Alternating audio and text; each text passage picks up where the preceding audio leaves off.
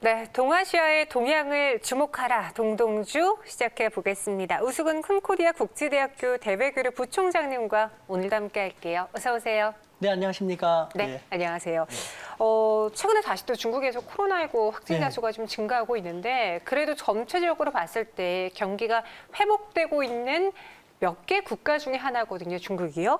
2분기 경제 성적표부터 한번 점검을 해볼게요.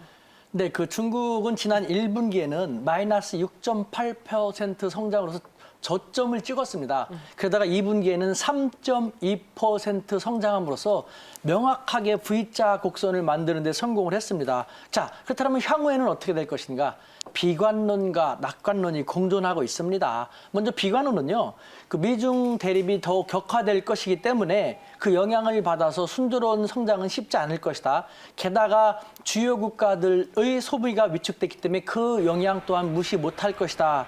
라는 것인데 사실 중국이 그런 것 전망 못했겠습니까? 실제로 중국은 이미요.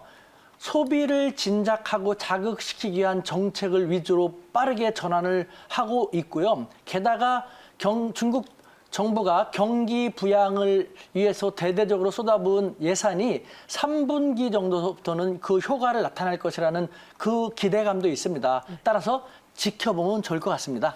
네, 미국에 이어서 유럽까지 화웨이 규제에 나서면서 중국 내에서는 이 화웨이 문제를 좀 부정적으로 혹은 부담스럽게 받아들이지 않을까 싶은데 그 확산 의미에 대해서 어떻게 보시는지 중국은 어떤 영향을 받을까요?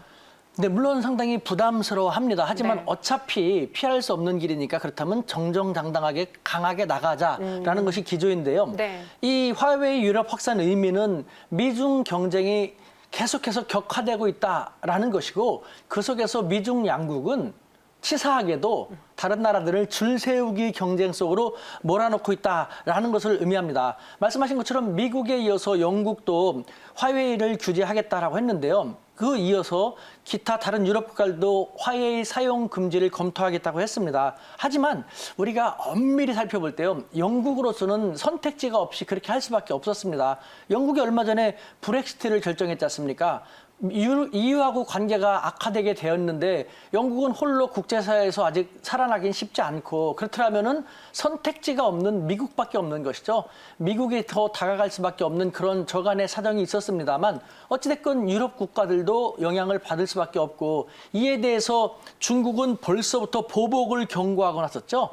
예를 들면 글로벌 시장 점유 2위하고 3위인 노키아하고 에릭슨을 규제할 수도 있다라고 얘기했고요. 이 노키아와 에릭슨 같은 경우는 중국 국내 생산 시설을 갖고 있는데 필요하다면 거기서 생산된 제품의 중국 국외로의 반출 금지도 검토할 수 있다라고 으름장을 놓고 있습니다. 네. 그러니까 정면 승부하지 않겠느냐, 피할 수 없다면은 부딪힐 것이다 이야기해 주셨는데 중국 전현직 수뇌부의 여름 비밀 회동도 지금 주목을 받고 있습니다.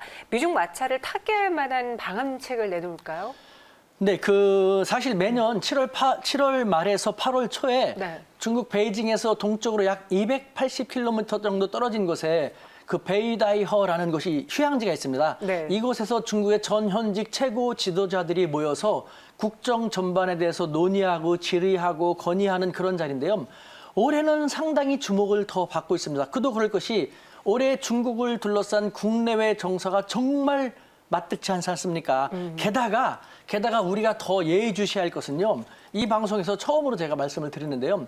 올해 2020년은 중국에 있어서 중국 당국을 특히 더 긴장시키는 해이기 때문에 이 베이다이허의 회의에 대해서 더 관심을 가질 수밖에 없는 것이죠. 어떤 식으로 중국 당국을 더 긴장시키냐. 두 가지를 말씀드리고 싶은데요.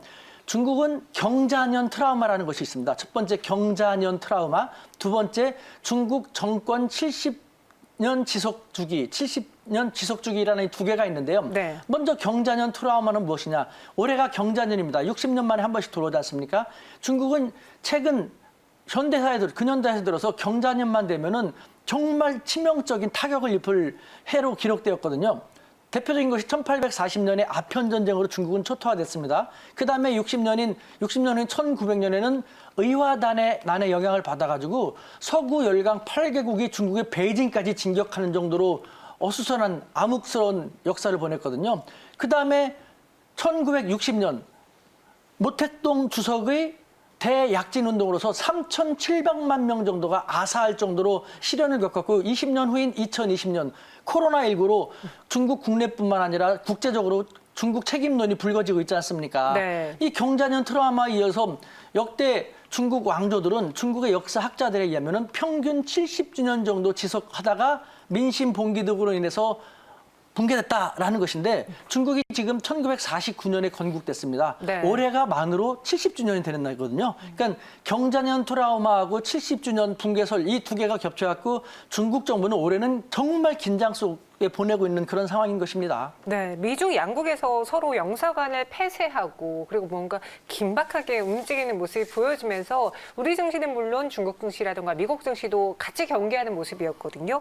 미국의 영사관 폐쇄 다음 카드 어떤 것이 나올지 중국은 또 이에 예민하게 좀 반응할 수도 있잖아요.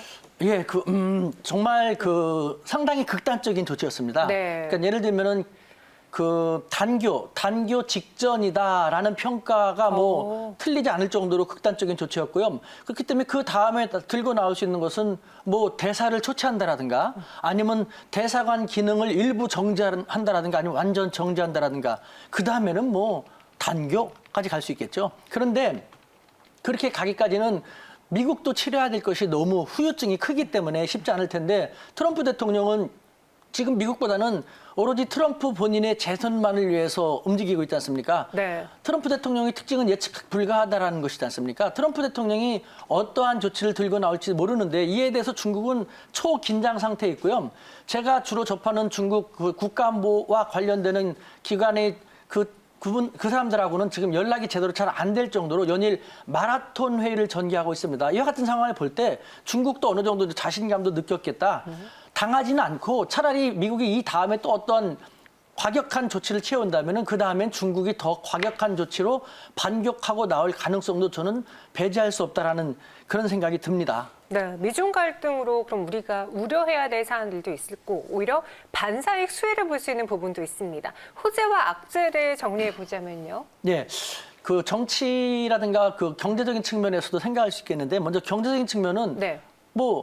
호재 악재 양측이 당연히 있습니다. 그렇죠. 먼저 호재라고 할 수 있는 것은 삼성 같은 경우 월스트리트 저널이 27일 날 보도했지 않습니까? 네. 삼성이 화웨이가 그렇게 규제를 당함으로써 글로벌 5G 네트워크 구축을 위한 호기를 맞았다라고 네. 보도한 것으로 알 수 있는 것처럼 미래 성장의 중심 축인 통신 장비 시장 점유율을 삼성이 올릴 수 있는 정말 누구도 기대하지 않았던 호재를 잡았다라는 측면에서는 호기이지만 악재로서는요. LG U+, 지금 미국으로부터 화웨이 장비 쓰지 마라는 식으로 강요당하고 있지 않습니까? 그러니까 네. 양측이 다 있는데 이것은 우리가 지혜를 모아나갈 필요가 있다고 생각되고 외교 또한 우리 대한민국뿐만 아니라 대부분의 국가가 G1, G2, 미국과 중국 양측 사이에 껴가지고 그야말로 샌드위치 신세를 면할 수 없을 텐데 하지만 우리는 일반 다른 국가들하고는 다릅니다. 우리는 중견 강국이고 게다가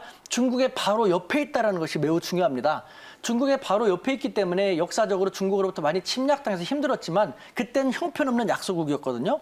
지금은 군사력 6인, 세계 6인 중견 강국입니다. 우리가 네. 우리 사스를 아직 몰라서 그러는데요. 이 중국 바로 옆에 있는 중견 강국 대한민국의 위상을 고려하면서 양측 사이에서 적극적인 진취적인 갈지자 외교를 한다면요. 우리의 위상이 그만큼 양측에게도 높아질 수 있는 혹이라고도 저는 생각합니다. 그러니까 악재다, 힘들다고만 생각하지 말고 우리가 생각하지 못했던 부분을 생각하면서 우리 스스로를 제대로 바라보면 우리에게는 호재일 수도 있습니다. 네. 그럼 간단하게 이번 주 그리고 앞으로 봐야 될 중국의 이벤트도 정리해 주세요. 네, 중국 같은 경우는 이제 10월 1일 날 네. 국경절, 건국 기념일 행사가 있는데 지금 아까 말씀드린 경자년 트라우마도 있고 70주년 지속설도 있고 어수선한 네. 상황 속에서 이것을 어떻게 잘 극복했는지 70주년 국경절을 맞이해가지고 중국 인민들에게 혹은 대내외에 과시할 필요가 있습니다. 그리고 11월 달에 네. 중국이 우리는 혼자만 잘 사는 국가가 아니야라는 걸 어필하기 위해서 2년 전에 중국 국제 수입 박람회를 엄청난 규모로 개최했거든요. 올해는 코로나가 있지만 아마 개최할 것으로 지금 움직이고 있는 걸로 알고 있습니다만 우리 중국은 건재하다. 전 세계 각국 여러분들의 물건을 우리는 이만큼 많이 사줄 테니까 걱정하지 말고 우리 중국에게 오십시오라는 모습을 보여주기 위해서 준비하고 있는 것으로 알고 있습니다. 그리고 12월 달에 한중일 정상회담이 우리 대한민국에서 그 개최될 예정에 있는데 여기서 지금 한중 관계에 이 지금 문재인 정부가 친중 정권이라고 하지만 사실은 그렇지 않지 않습니까? 시진핑 주석이 문재인 정부 집권한 다음에 한 번도 오지를 못했는데 그게 무슨 친중 정권입니까? 네. 그러니까 이제는 우리도 이 한중일 정상회담에서 중국을 잘 활용할 수 있는 것을 지금부터 지혜를 모아 나간다면요. 중국의 이 다급함은 우리한테는 호재일 수 있다는 것. 그걸 다시 한번 강조하면서 지혜를 모았으면 좋겠습니다. 네, 알겠습니다. 우수근 부총장님과 함께했고요. 여기서 인사드리도록 할게요. 오늘 말씀 고맙습니다. 네, 감사합니다.